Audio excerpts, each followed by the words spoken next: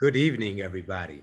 My name is Patrick Johnson, and I'd like to welcome all of you on behalf of the College Community Partnership for Racial Justice and the Hamilton College Levitt Center for Public Affairs.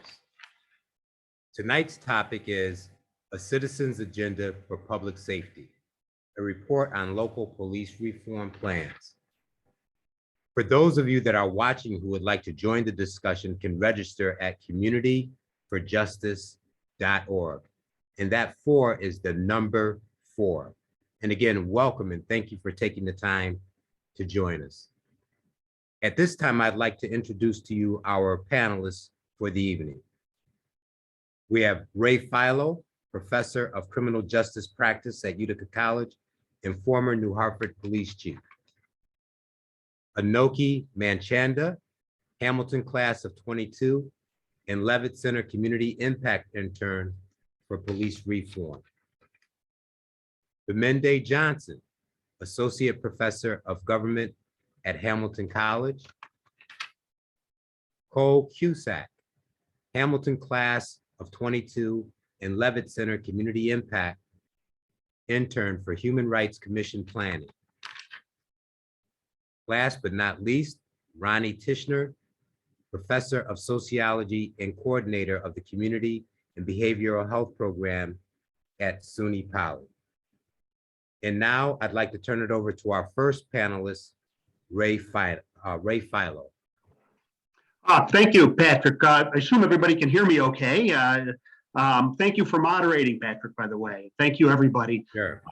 Put my comments in context. Just want to tell you a little bit about how I got involved in this project. As a professor of criminal justice at Utica College, I was handed a new course last year entitled Policing Communities, and it's an upper level undergraduate course. And I was looking for, at that level, I wanted to do more of a project with the students than just a paper. So at the same time, the governor's executive order 203, the New York State Police Reform and Reinvention Collaborative, was just hitting the news. And I looked at it and I studied it and I thought this would make a great basis of a project for college students who are juniors and seniors. So that was the project for the course. We spent the first 5 weeks of the course looking at the New York State Police Reform and Reinvention Collaborative. We dissected it, we interpreted it, or at least tried to interpret what New York State government wanted from the individual communities. We built a matrix about how we would evaluate the plans for each community. Each student was allowed to pick a particular law enforcement agency, a particular community. Most of them chose their hometowns, which was fine. For the next 10 weeks of the 15 weeks course, we really, the students really took a deep dive into their particular community's plan and mapped it against what the state of New York was looking for. The collaborative wasn't always clear. It didn't give precise directions. You will do this, you will do that, which actually was a good thing. But it did require some interpretation by the students, and they attended meetings by Zoom because back in the winter and spring of this year, most meetings were being held by Zoom, but they were required to attend the particular community groups meetings as they formed their reinvention plans. I think it was a great opportunity for students to learn really about policing and reform, what's current, what's needed, et cetera. And it's really a good public administration project also, not just policing. So in that context, we saw firsthand the effort most, not all, but most communities put into their plans. And I say communities because this was not just a directive to police departments. It was a community-wide collaboration involving all different aspects of particular communities. We saw firsthand how most communities really took a deep dive and really tried to do a good job and did what we did, try to interpret what the executive order 203 really wanted from the communities and get it all pulled together, get community endorsement in most cases, political endorsement in most cases for the plan, and get it submitted to the state of New York by April 1st, 2021, this past April. A monumental effort. So the problem is the governor's office has never, other than submitting it by April 2001, the governor's office has never given much direction about or a timeline what's going to happen with these plans. It's a little odd the plans had to be filed with the budget office instead of, like the Division of Criminal Justice Services, which is the master criminal justice agency for the state of New York. But so now we find ourselves here, 7 months later, kind of wondering, what the state of New York is going to do with these plans. And a lot of effort was put in some cases, a lot of money as consultants were hired by some communities. Some communities hired consultants for surveys and whatever. And I just want to state right up front there, the state of New York, I believe, has an obligation to pursue the plans in some way and to acknowledge the effort that many of the communities put into these plans. The Reinvention Collaborative was a good idea. It remains a good idea. It opened up a lot of lines of communications within certain communities as we observed. So we certainly want the state of New York to pursue these plans.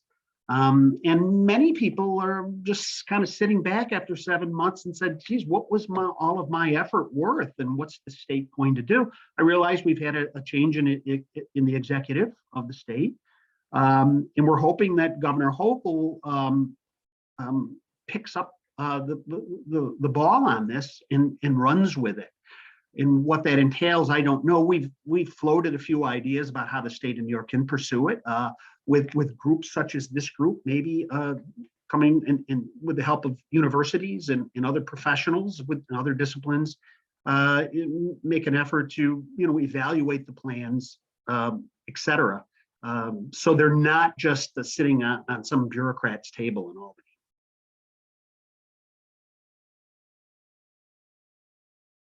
So I am completed my initial remarks.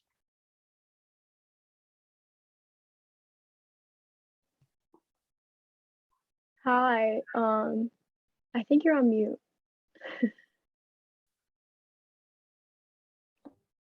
Okay, I apologize. Yes, I was on mute.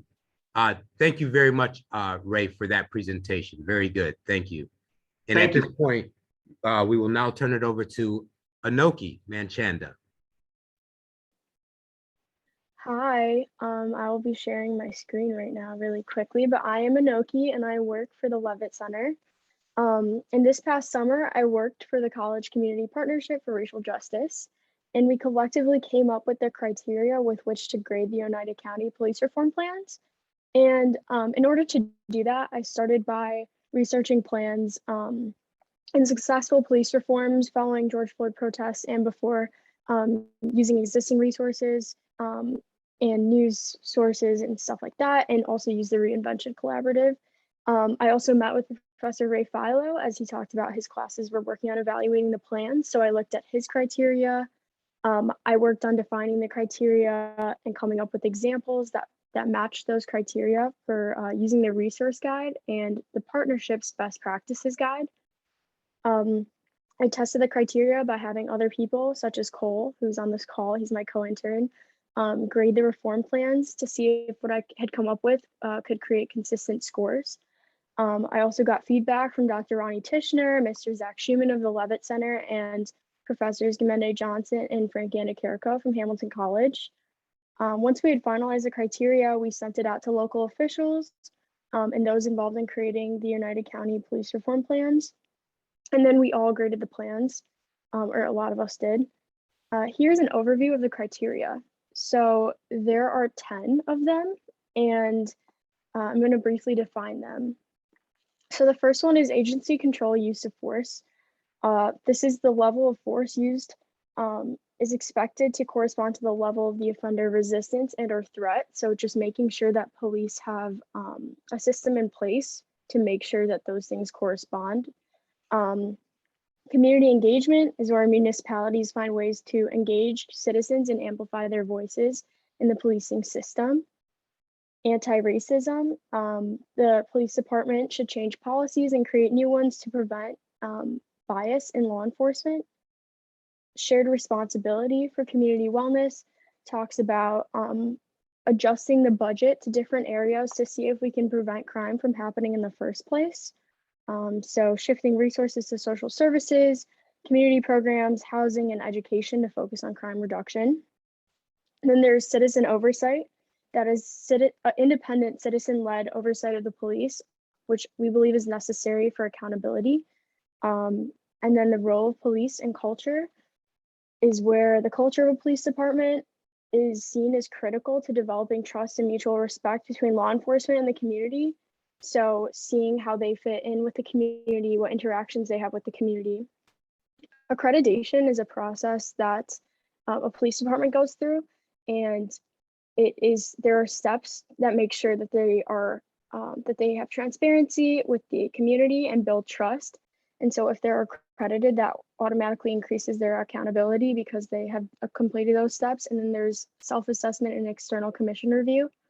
Then there's recruiting, retaining, and advancing diverse police officers.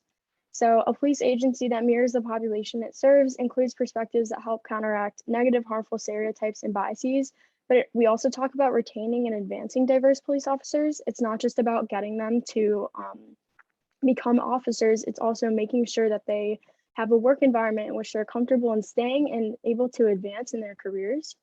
Then there's training. So there's enhanced academy and in-service training to address situations such as situations that are unfair for citizens, or provide like a situation where you can have presumptive interactions with citizens. And so that includes implicit bias training, which has existed well before, but also kind of going through that process again and making sure that there's adequate implicit bias training, as well as other trainings. Then there is officer wellness. It's important to understand we support officers, and a counselor should be available for the officers because they have a high stress demands for the job. And so they should have counselors to support them after traumatic incidents, or to just make sure that they're fit to be on the job. And finally, I have this slide where on the right, there is a picture of our rubric that we use to grade the reform plan. So the score goes from 0 to 3. A 0 means that nothing is about the criterion stated in the plan. A score of 1 means that it's mentioned, but not further elaborated upon. A score of 2 means that the criterion was specified according to state guidance, or it means that the plan showed their understanding of the criterion and explained it further, but did not describe an initiative or implement an initiative in order to reform that particular criterion. And a score of 3 means that they had practical steps to achieve the criterion, and also that, or if they had like a program that they had implemented. And the box on the right, as I said, was the thing that we used to score all the plans. And so a few of us kind of had that rubric, and we had the plans. And so we went through and we did the scores and we found evidence. So it was a pretty thorough process. And it's just important, I want to reiterate that we're doing this as citizens of Oneida County because the state thus far has not done much past that executive order. So it's kind of us holding them accountable. And another thing that citizens can look at to help is a Human Rights Commission. But I'm going to pass it on to Professor Johnson to speak more on the grading. Thank you so much, Enoki. I am Professor Gbemende Johnson, and I am about to share my screen as well. So 1 second. I can get the share screen button. Right. Okay. So I want to provide a brief framework to the police reform plan scores that you're about to view and what Enoki just discussed. So for Oneida County, there were 14 jurisdictions that submitted plans. the jurisdictions were divided into two groups, smaller and larger, for a number of reasons, but one being that, as jurisdictions get larger, they tend to have more resources. So comparing them as a whole can be tricky and complicated. In terms of the scoring, as Enoki just explained, each individual jurisdiction received a score for each category that she just described from a reviewing member of the partnership. The individual scores from the members were then averaged for each category. So if 5 members of the partners, so for example, if 5 members of the partnership reviewed community engagement for jurisdiction X, if all 5 members gave jurisdiction X a 3, then the average of those scores would be a 3. So what we then did was took the total of the average score for all of the jurisdictions in the category. And I'll show a chart that will hopefully make that clear. So you're going to see aggregated totals. So for the smaller jurisdictions, there were for 10, the highest possible score range for each category is going to be 30. For the larger jurisdictions, which are 4, the highest possible total for all 4 of those jurisdictions is going to be 12, with the lowest being 0. And for larger, you have New Hartford, Oneida County Sheriff's Office, Rome, and Utica. And then the smaller, Boonville, Camden, Kirkland, New York Mills, Oriskany, Sherrill, Vernon, Whitesboro, Whitestown, and Yorkville. So now I won't, of course, have time to go into each of the categories in depth, but just to show you the totals here. And reminder, once again, the score range, the highest is 30. And here in the yellow, these are the smaller jurisdictions, and the green, the larger. So these arrows are pointing to the categories where the scores were the highest. And we see overlap between the larger and smaller. Although with the larger jurisdiction, one of the highest scores was with accreditation, and that makes sense given some of the resources required for accreditation. Now with the 10 smaller jurisdictions, the highest scores were in community engagement, use of force, and training. For the larger, I mentioned accreditation, but you also see a high score for community engagement and training as well. And some of the scores on the lower end, for the smaller jurisdictions, the recruiting, retaining of diverse police officers, the role of police culture, and for the larger jurisdictions, some of the lower scores include police culture as well and citizen oversight.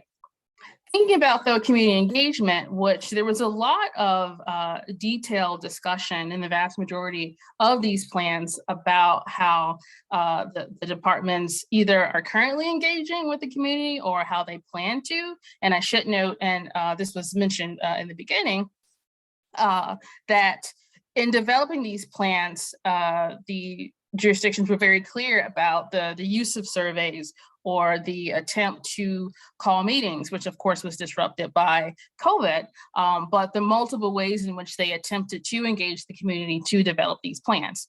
Now, in terms of regular engagement, a number of the plans or practices currently in place or that will be put in place, you had a number of jurisdictions mention, having a coffee with the police so they can have one-on-one engagement with members of the public, engagement with the public at community events. So if there's a type of a fair or a school dance, the police are not necessarily there in policing capacity, but there to mix and mingle with the public.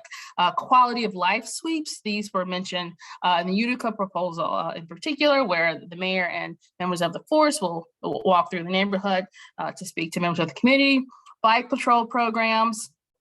Also, and this speaks to the reflective process of community engagement, one proposal in particular mentioned at their monthly meetings, having the topic of police reform on the agenda so it could stay a part of the conversation. Another proposal mentioned police officer shadow programs. This was in conjunction with Utica College, where interns would shadow police officers. And there were mentions of the police departments partnering with faith-based organizations as well in terms of their engagement with the community. So the plans exhibited a lot of attentiveness. The vast majority of them exhibited a lot of attentiveness and detail and creativity in terms of engaging with their various communities. Now, moving forward, use of force. This is an area too where obviously all of the plans gave attention to this area, but the detail, of course, will vary across some of the plans. So with use of force, there's of course the force itself, and the majority of plans were very explicit to say, you know, these are the practices that are prohibited that we do not engage in. Part of this conversation, though, also includes reporting requirements, training regarding use of force, duty to intervene, de-escalation of certain interactions. And some of the plans that received higher scores were those that made explicit reference to some of the content and Executive Order number 203. So this is just an example from New Hartford where they're referencing the ban on chokeholds, which I would say the majority of the plans did, but they note that, excuse me, they note the specific law which bans it, and they state explicitly that we've conducted training to complete this mandate from the state. So here's a good bit of detail about what the force not the force, but what the department either has done or plan to do. Citizen oversight. This was one of the categories of scores, if you recall. Well, I'll go back just a little bit to bring the scores up, which was on the lower end. And that'll be discussed later in the broadcast. But in terms of citizen oversight, it's this the general idea that there's some type of mechanism, typically with some degree of independence from the police department. It could be a civilian review board, it could be an auditor model, where citizens, if they have concerns, if they have complaints, they can take those complaints to these bodies. So even though you have the review board and the auditor model, they're not necessarily mutually exclusive. For example, the Utica plan mentions in great detail a combination of the two, where there's going to be a civilian public safety board combined with the auditor model. The board is receiving complaints and the auditor is conducting various reviews of the process and other duties in which the board may see fit. There were other types of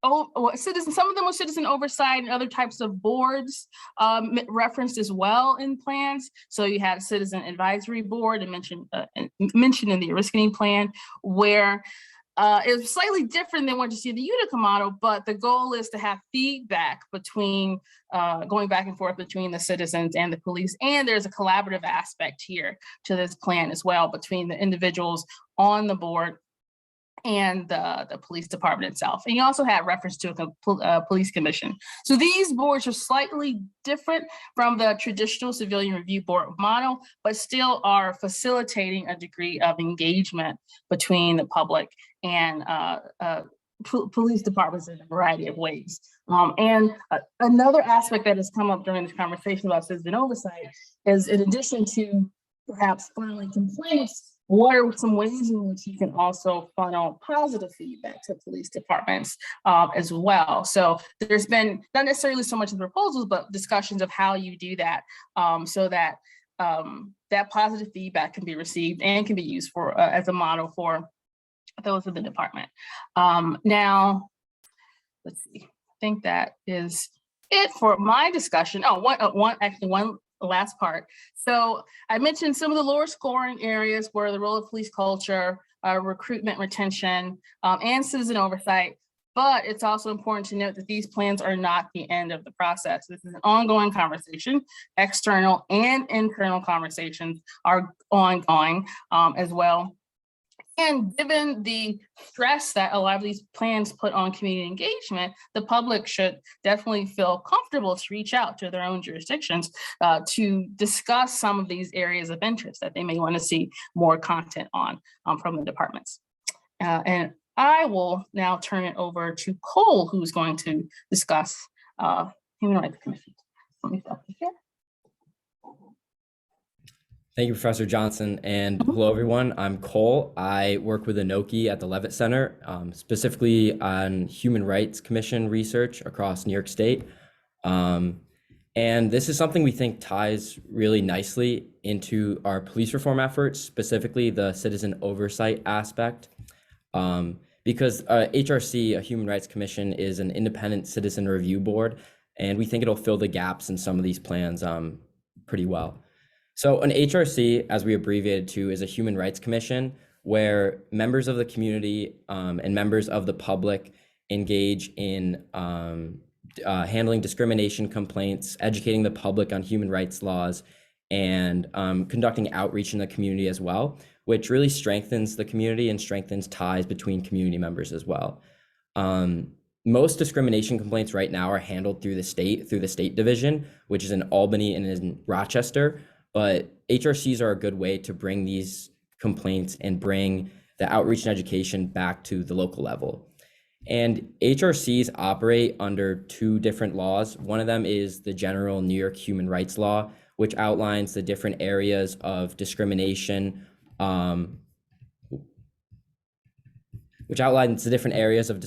including sexual orientation, age, race, creed, and many more aspects as well, essentially ensuring protection under the law for individuals. And the New York State municipal law, specifically under Article 12D, lays out how human rights commissions can be set up in New York to foster mutual respect and understanding among groups in the community, as well as conducting outreach and education in the community as well, improving the general welfare of all members. So HRCs are really all across New York, except there are some gaps. There used to be a lot more commissions in the state, but now there's only 22 active commissions. And Utica previously had a commission, but it disbanded in 1996 due to funding issues, which is similar to some of the other commissions that also disbanded. But HRCs are located in a lot of the really populated municipalities, including Albany and New York City and Buffalo and Syracuse, but also in smaller regions like the town of Woodstock, for example, has a Human Rights Commission. And the main way that a Human Rights Commission is set up is through a local enabling law, or also known as an ordinance or resolution. Under the general municipal law of New York State, it allows the county, the city, or the town government through a vote to set up these Human Rights Commissions. And this lays out like the general duties and the powers and the composition of the committee as well. But there's also room for an independently set up commission as well. There was one of these in Putnam County, but they're very rare cases because it's usually when there's very, very little buy-in from the municipality and the citizens by themselves set up the HRC. And the structure also varies between commissions. In the largest staff model, it can be up to 24 to 28 members. But in the smaller staff model, it can be as small as 4 or 6 members. And by members, I mean commissioners, which mean volunteer members of the community to serve on these commissions, but there are also paid roles as well, like an executive director for the staff or other support staff as well. And most of this funding also comes from the municipality or from the state. There isn't really any other sources of funding in that regards. And in the full report that is attached to the email that was sent out in the webinar, we lay out all these models that we've thought of for a Human Rights Commission, a potential one in the area. But from this research, it mainly boiled down to these two models here. The first one here is based on outreach and education, which means that the Human Rights Commission doesn't have the legal backing to conduct discrimination complaints and go through that entire process. And the second model that we were thinking of is an HRC that is also focused on outreach and education, but does have the legal backing. Now, these are really contextual based on the community and also the goals of the Human Rights Commission, depending on what they think is the best fit for the community. But these are what we thought are the most likely models for a future commission. And if you want to see all the aspects of the commission, as well as the other two models that we thought of, it's in the full report. So why do we think this is important is because to support the community and strengthen ties in the community, as I first started off this presentation with saying, especially in the area, we want to serve individuals who've been oppressed, including marginalized, disadvantaged, and refugee groups, which are prominent in Utica. Especially because there's no centralized office for human rights in the area, this would really help with that and would help the citizen oversight part of the police reforms plans as well. There's currently the Mohawk Valley Center for Refugees in the area, which is great. There's also the Access for Inclusion Committee in the city, and there's other nonprofits that deal with realms along human rights, but there's nothing really centralized that individuals can go to when, let's say, they have a discrimination complaint, or areas to reach out and conduct outreach or public hearings in the community. And we would love further insight or advice or thoughts on the plan as well. And community buy-in and support is a huge part of the Human Rights Commissions as well. And that's all I have for today. So I will throw it back to Patrick. And thank you all.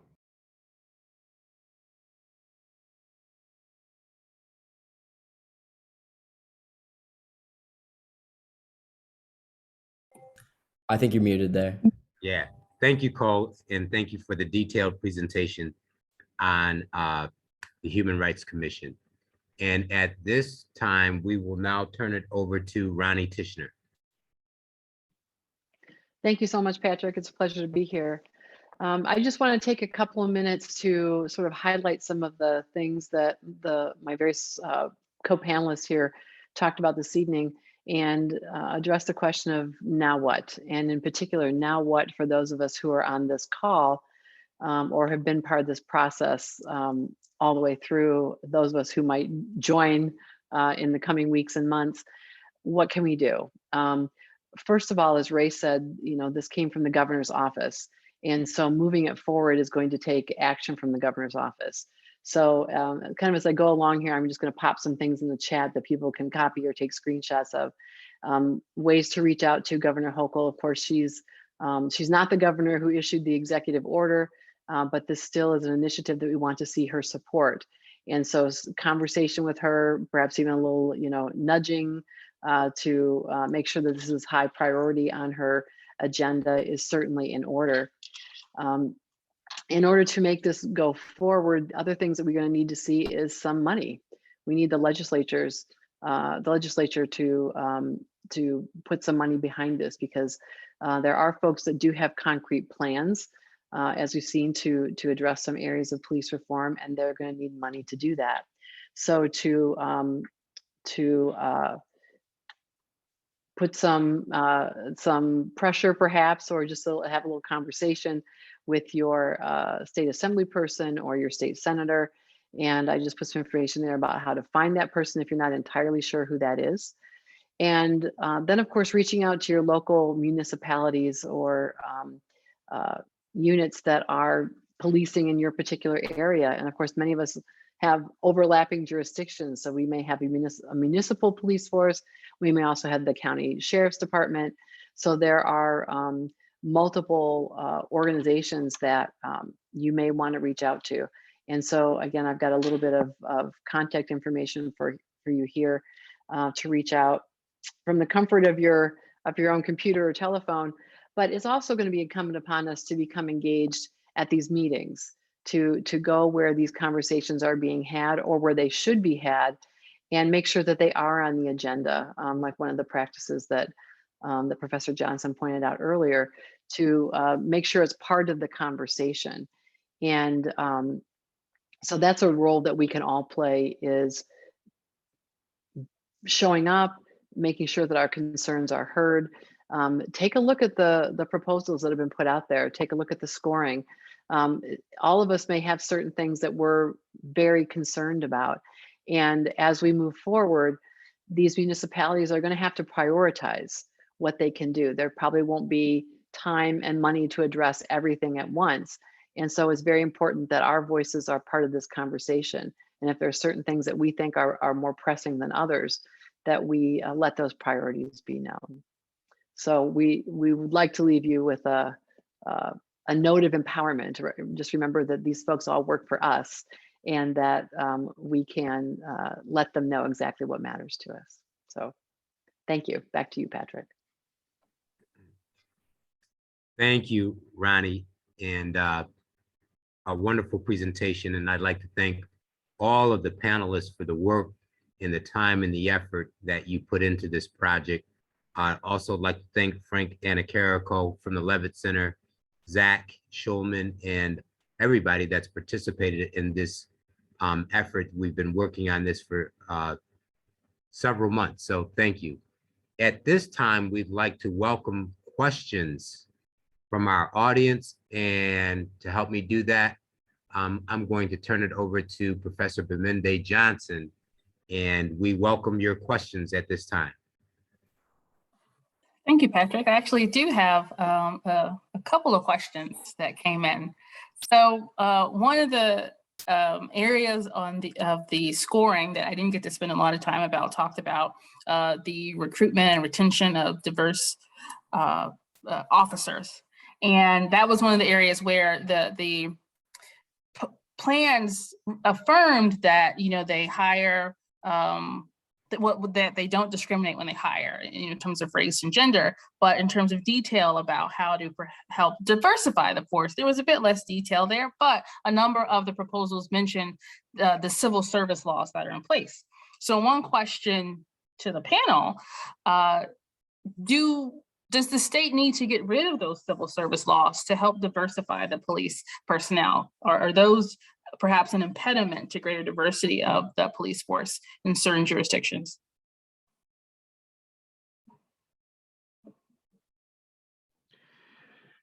I'll make a comment on that. You're absolutely right, or the person who made the comment is absolutely right. Police departments just can't go out and hire whoever they want to.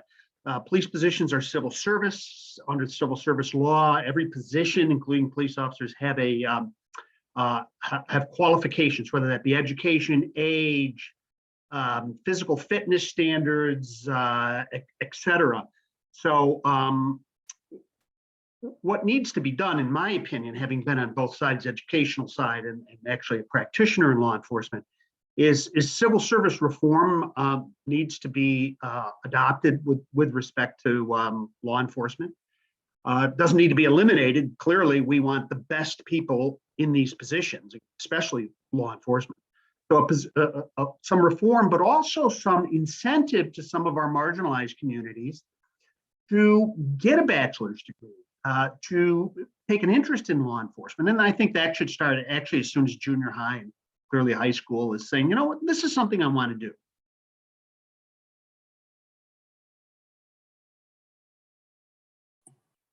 Thank you. And some of the plans did mention ways to attempt to engage with, students in middle school and junior high school to get them more familiar with, what a career in police enforcement could look like. So another question. Let's see. Well, actually, I have a couple of questions that came in. So one of another area in the proposals had to do with not the community engagement, but the shared responsibility in terms of community wellness. So, there's law enforcement, but you also have concerns of mental health and similar issues. So this question is, what specific police functions can or should be performed by other public agencies?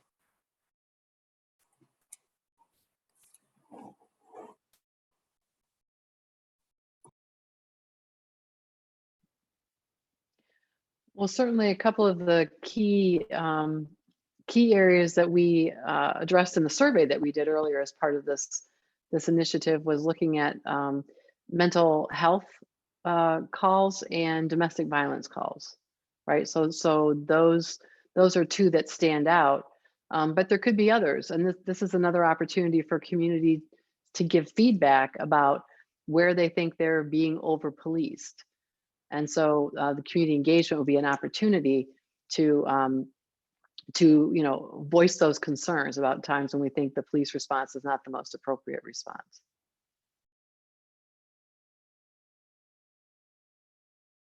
Any other panelists want to chime in about additional functions that perhaps either not necessarily be taken away from law enforcement, but agencies that can provide a supportive or collaborative role? Thank you, Ronnie, for your comments.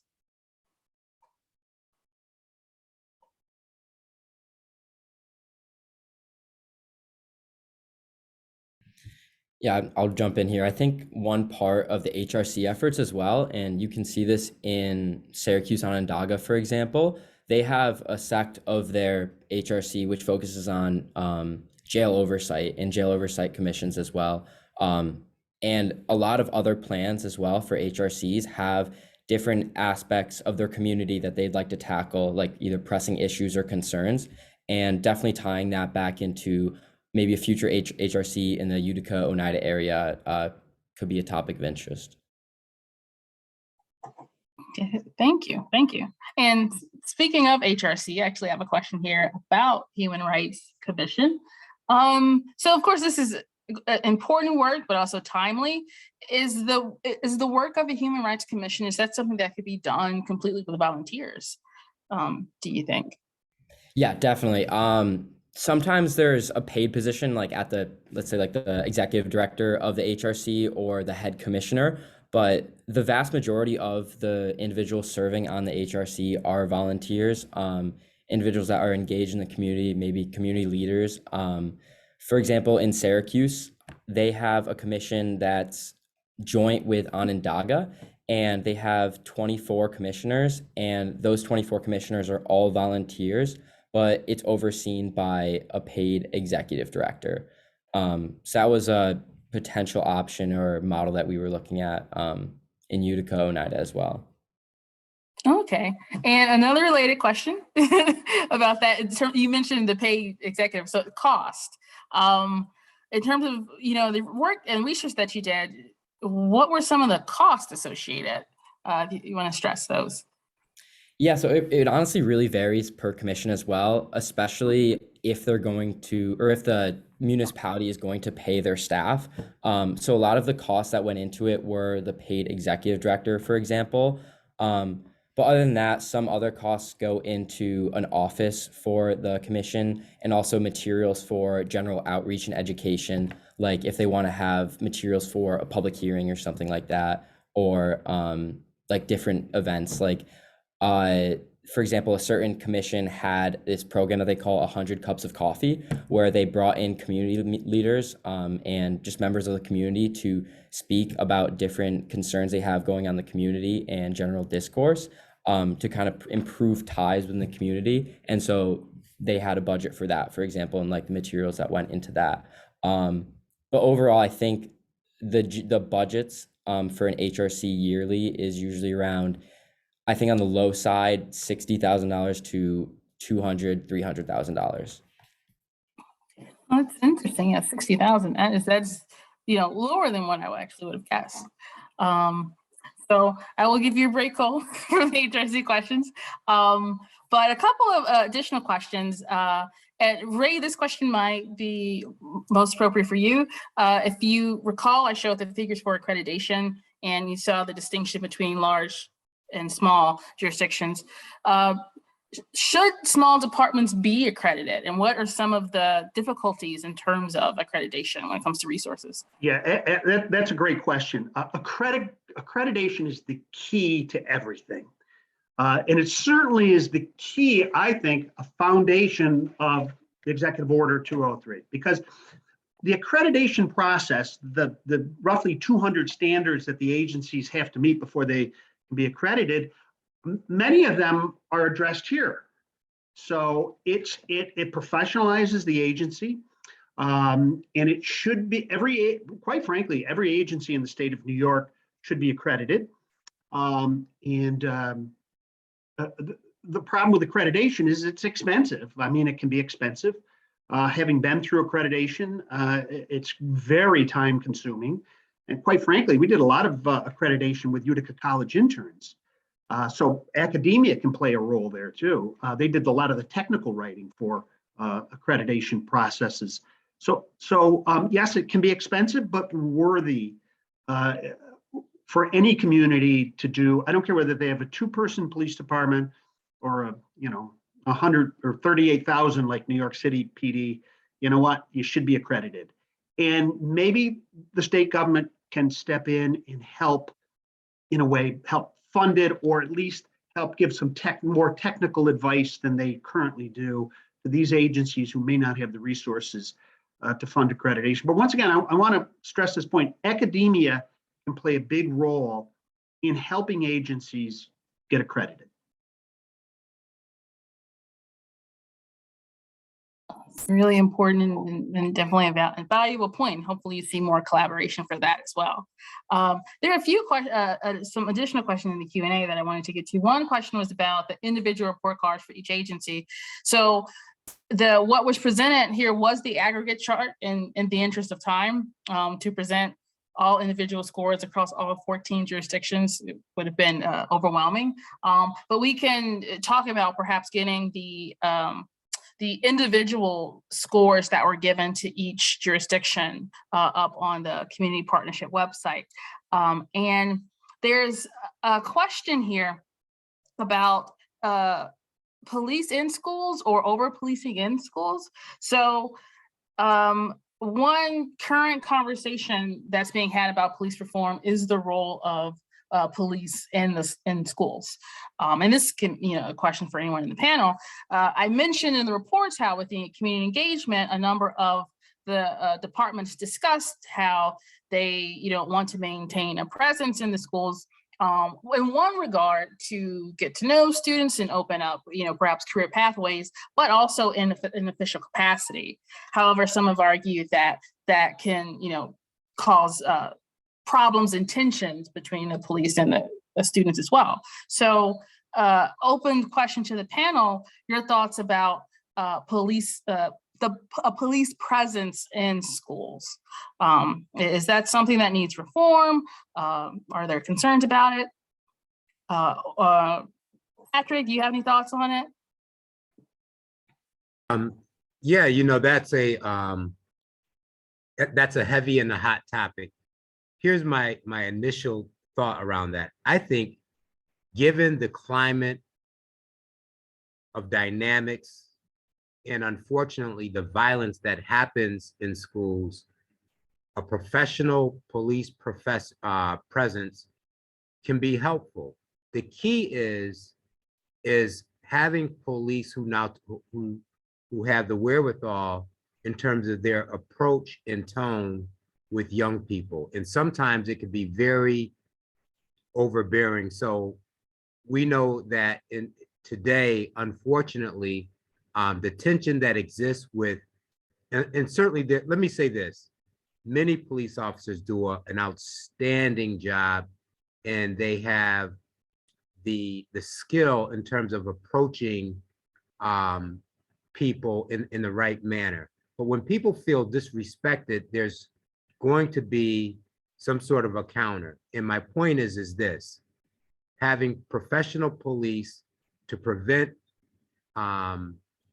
violence in schools, I think, is essential. And I know that could be controversial. The key is having police who know how to de-escalate, who have that soft tone and approach where people don't feel like they're being disrespected. So I hope that that's heard in the way that I intended to present it. And so, because what we don't want to happen is people being hurt in schools, anybody, whether it's students, staff, administrators, teachers, and sometimes it just takes a professional who is trained, and I emphasize who is trained or who has the natural ability to de-escalate a situation that could escalate. I just wanted to follow up on that. I agree 100% with you, Patrick. In putting the right person in the right position, obviously, is very, very important. And we have a lot of retired police officers that are going back to school security positions as police officers. They retire from their full-time position and they go back as a part-time position and do school safety work, which is fine. I think there ought to be an element of mandatory training for any school resource officer, school safety officer, whether they're a police officer or peace officer. In police work, almost everything we do requires a certification. Whether you're doing this in traffic or this over here, you have to have these state certifications. And I think we're at the point now where we can really enhance at a very low cost. We can enhance police engagement in the schools with some additional training, which would include, for example, de-escalation.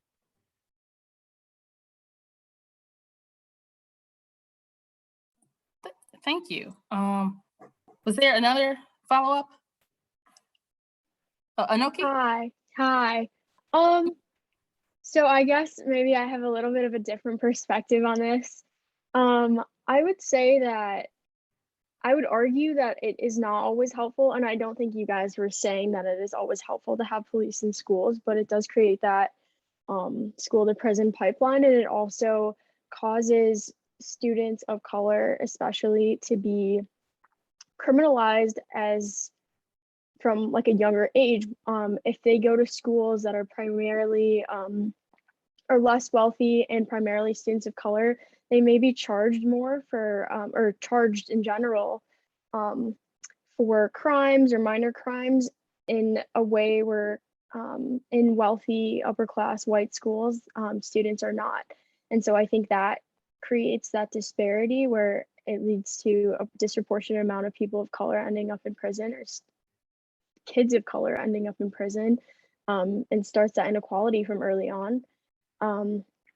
Personally, I can say I went to a pretty white high school, white wealthy high school, and we had SROs there, and they were very much helpful and things like that. And I definitely saw people who should have gotten charged, but I think a lot of times when you put police into a situation, it makes things more legitimate, and we forget that kids are kids, and they do deserve a little bit of leeway. I'm not saying that everything should be like there should be no consequences for actions, but I definitely have seen that disparity in depends on what type of school it is, to be honest with you. And thank you, Anokhi. So Anokhi is voicing some of the concerns that was likely the motivation for the question in terms of those tensions that can emerge, and whether you see perhaps certain students being penalized. There's been studies to show that students, depending on their race, they may be penalized in different ways. So this conversation, as Patrick mentioned, is definitely something that's been talked about a lot and will be ongoing in terms of how do you meet that balance between, you want safety, but you also want an experience where students feel like they are not being, the term over-policed. Thank you. So I want to throw out one more question, and then we will wrap up with final thoughts and statements. And this one is, it's a money question, and money was brought up earlier. So we have the reports and some of the reforms mentioned and recommended. Does it require money from the state, which would of course be helpful, or can it be funded locally? Are there local ways to implement these reforms? Or does it really require that extra state support? I'll start off with a comment on that. Many of the reforms that we looked at and we matrixed out don't cost anything. Now, some of them do. It's important to note that not everything is about money. I know we talked a lot about, we should fund this, we fund that, but not everything's about money. If some of these reforms can certainly be initiated, or if they already exist, tweaked, modernized, et cetera, without any money. And we should do that. The municipalities should be doing that right now. And some of them are, as we pointed out with some of the examples, like what New Hartford was doing with chokeholds, et cetera. Let's get the policy rolling, prevent them. So not everything needs to be about money, but certainly the state of New York should be looking to dedicate some funding, they said, to help with accreditation, which I firmly believe is the first step. Mentioned in the executive order, mentioned here tonight, is let's get agencies accredited, and that's the biggest brick in the foundation of reinvention in New York State. I believe, having been in an agency, having been through the accreditation process and see the value of it.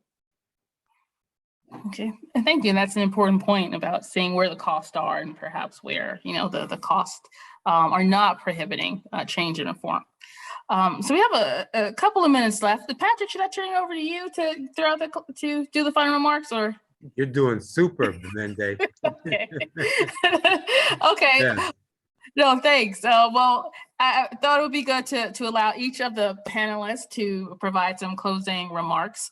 And how about actually go in backwards alphabetical order? So Professor Tischner, any closing thoughts? Sure, thank you. I guess I would just piggyback on Ray's last comment that I think some of the most profound changes that need to be made or can be made in policing have to do with culture. And so shifting the culture is not about dollars, it's about engaging in new ways, new ideas. And so training that's ongoing can be conducted differently, can be conducted more sensitively, can emphasize topics that would lead to the kinds of shifts that we've been talking about throughout the process of these conversations that we've been having.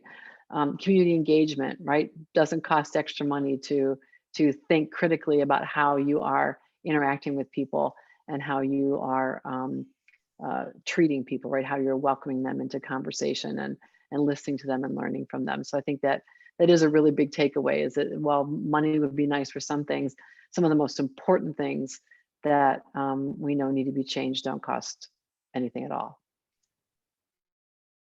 Thank you very much. Anokhi, I can't see your last name. What's your initial? What? It's an M, Manchanda.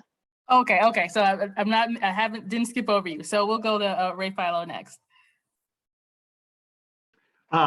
My closing comments are very similar to my opening comments, and that is, we need to know what the state of New York intends to do with these plans.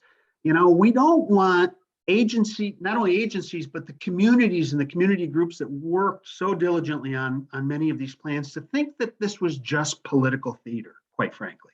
I'll get some headlines out of making every police or every community with a police department work on this plan, and then throw them on a bookshelf in Albany someplace, so to speak. So the state of New York really needs to step up. We need to put pressure on the state maybe through our local officials, who I've worked with, the great people, and I'm sure they'd help us out. And maybe we need to have a meeting with maybe Senator Griffo and Assemblywoman Buttonshaw and Assemblyman Brian Miller, and others to let's get the ball rolling on this. Let's legitimize these plans and the whole process and the collaboration. Let's legitimize it by doing something with it. It's not political theater. It's really substantively moving forward with police reform and reinvention. I like the word reinvention better than reform. Thank you so much for your comments. Anokhi, do you have some thoughts? Yeah, I would say in terms of the plans, I agree with Professor Philo. It's important to talk to your officials. It's important to use action. We've been talking about things like this for years and years and years, and the best thing to do is just do it. It's also important that you're not just not racist, that you are anti-racist, which means that you actively go forward and educate yourself, and not just educate yourself, take actions in which you look inside yourself and society and see what has given us a mindset in which people are unequal. And I think that, remember that your voice matters. So yeah, talk to your officials, and like the power is not just with them, it's with you. Thank you. Cole. Yeah, I think the really interesting and important aspects of human rights commissions is the fact that they're independent citizen oversight bodies, which allows the community to strengthen because they are looking at issues and concerns in their community, and they live in the community as well. So it's really contextually based. If a certain area, certain municipality has an aspect they want to look at or address, the Human Rights Commission can do that. And I think could really improve and strengthen the community that it's based in. Thank you. And just a quick shout out to the two amazing Hamilton students here.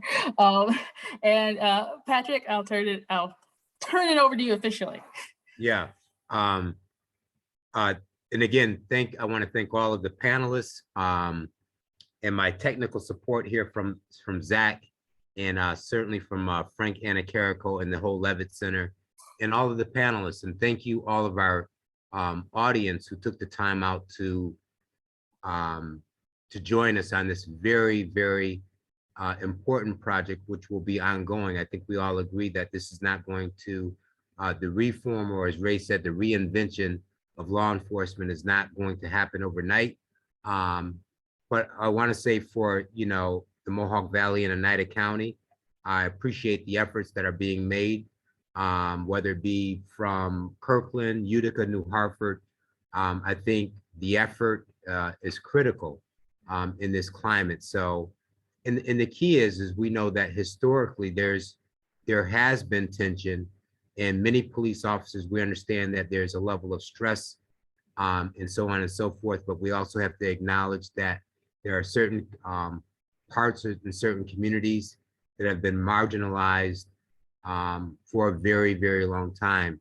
And acknowledging that and engaging in deep, honest dialogue is key in terms of how we move forward for everybody feeling respected in safe communities. So again, thank you, everybody. Much appreciated. We thank Hamilton College and the Levitt Center and everybody that's been engaged in this project. Thank you, everybody, and have a good night. Thank you. Hi.